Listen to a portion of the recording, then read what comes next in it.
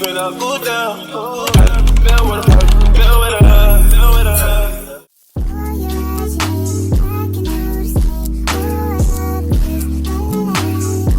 Hey y'all, what's poppin'? It's your girl Robin, and we're back at it again with another video. In today's video, I'm gonna be installing this wig that I got from Jesse's Wig. So we about to get straight into it, but I do have something to tell y'all.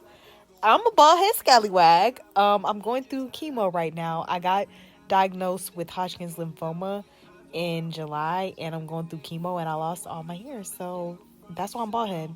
But that never stopped nothing. So we about to install our wig and get cute. But I have not seen y'all in so long, and I have not talked to y'all in so freaking long. Like, what's tea and what's going on? I feel like I abandoned my YouTube family, but I had to come back. So right now, I just went ahead and cleaned my hairline. I used the Bold Hold, I guess it's like a Scalp Protect, and I used the Walker Scalp Protect too. I went ahead and tinted my lace, and at this point, Hurricane Helene was running through Georgia like a damn Tomb Raider and took all the electricity out, so my lights was tweaking and I was confused, but we got it back together. I'm just positioning my wig in place and perfecting my part before I go in with my hot comb, just to make sure all the hairs are like very much laid in place and that they're not going nowhere. So I'm basically just going through with the hot comb. I like to do this before I do my glue, just so that I can make sure that all the hairs are going in the direction that I want it to go and everything is doing what it needs to do.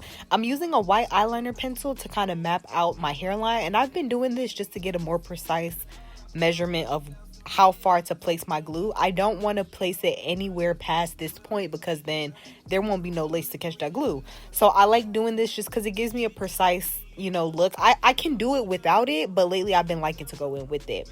Now, I've been using this glue from a brand called Pretty Mob. It's the Stay Stuck glue. This glue is fire, y'all. I love it. For this install, I only did I think I did 2 layers. So I just made sure to do an even layer, and they gave me this spatula that helps you just spread it really thin and even, which gives you like the best hold ever. So it's waterproof. It's just really good. I love this glue. I really do. And I sweat a lot in my head, so I need a glue that's going to hold me down and not play with me. And this glue does exactly that. So I love it.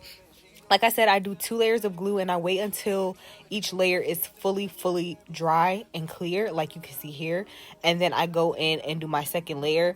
I just did 2 layers because I didn't want the hold to be that strong, just because I had another install to do after this. So I just wanted the hold to be for a couple days. So I just went in with 2 layers. But if you want a more solid hold, I would do 3 to 4 layers of glue, just depending on what you're doing. But I went in and wiped off those white dots before I placed my glue down, and you can kind of see that I left a little piece there, like that little dot. So I'm gonna have to get that later. But I take the lace and line it up to where the glue is, and I just kind of press it into my skin. I use my nails to kind of rub the lace into the glue, and you want to make sure you're thoroughly pressing the lace into the glue so that it can stick. Just putting it on top of the glue is not going to cut it. You're going to really need to go in, and I will go in with I was going to say a fork. I'll go in with the comb to further push and melt the lace into the glue. So this step is really important if you want the glue to really adhere with the lace. I did miss a spot on the other side, so I just used a clip to clip it and put the glue down. And while that's drying, I'm using my tweezers and my razor to cut off some excess lace. If I don't want extra lace right there and it's not glued down, I just cut it off. Bye. See you never. So that's what I do.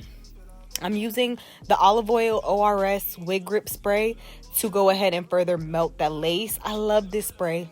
This spray can do no wrong in my eyes.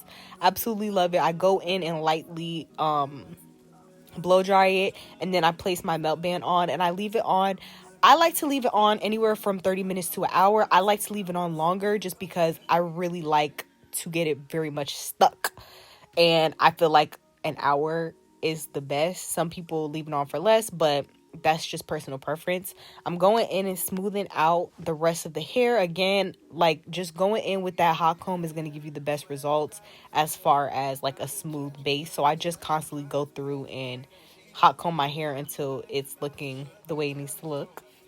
Also, at this point, you're going to see me using the hot comb near where my baby hairs are, and I kind of curve it. Why I'm doing this is because the heat is coming from the stem of the hot comb, so that's where I like to direct my motions, because that's what's gonna really, you know, like give you the hot comb effect. It's not the teeth of the hot comb, it's actually the spine part. So when you see me curving it, it's because I'm trying to get that curvature with my baby hairs with the hot comb, so that when I do my baby hairs, the hairs are already moving in that direction. Does that make any sense? It's almost like I'm kind of curving them up so that they can already start to get that curved effect. I don't know if that's making sense, but hopefully it does.